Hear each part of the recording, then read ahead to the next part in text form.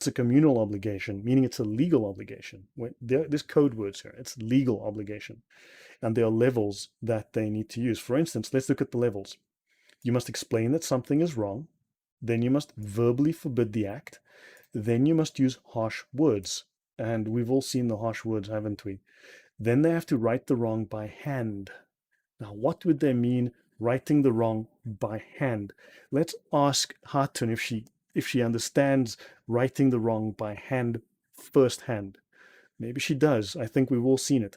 Then, after you've hit them, then use intimidation. Now, usually intimidation comes first, but Islam can't get things right now, can it? Then it says use assault, and then it says use force of arms. This is a religion, people, the religion of hot, warm peace. I left some in the smallest room in the house a few minutes ago before I started the show. I think that's the kind of peace that they're talking about when they say it's a religion of peace, right? And I don't leave that stuff lying around. We flush where I live. So let me just read through a few comments and I'll get back to this text. Yes, Lexer, everything is backwards. It's back-asswards. End time, how's it going, man? There's also almost no hadith about the greater jihad. Exactly. Lots and lots of it. Man, I could speak at length. I should bring up my notes. We could speak for hours about that. Wow, that would mean no DNA or fingerprint evidence can be deemed slander. Oh, yeah, exactly. Yeah, so let me just continue here. So let me speak about, so commanding the right? So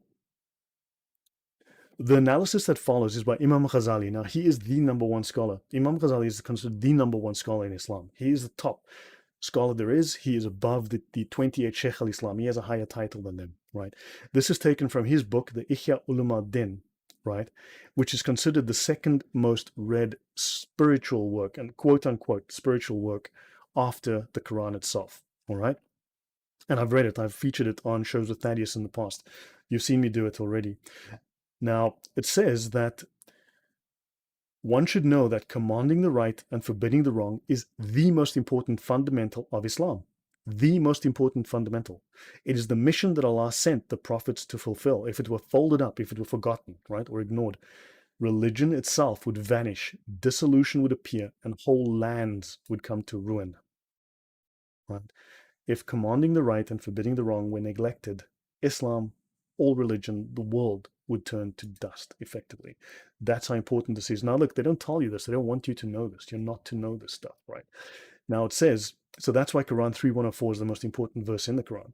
So let there be a group of you who call to good, commanding the right and forbidding the wrong, for those are the successful. That's why in the morning prayer it says, come to success, come to success. Prayer is better than sleep, come to success. That's what they mean. Islam means success. Now, Quran 3:104 says the group, they are the group that commands the right and forbids the wrong. Everyone else is just wrong. Let me grab a couple of comments here.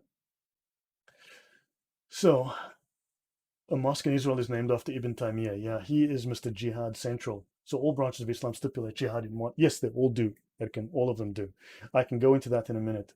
So what you have is, if enough people command the right and forbid the wrong, meaning that whenever a wrong is seen, one of those who see it corrects it. The responsibility is lifted off the rest.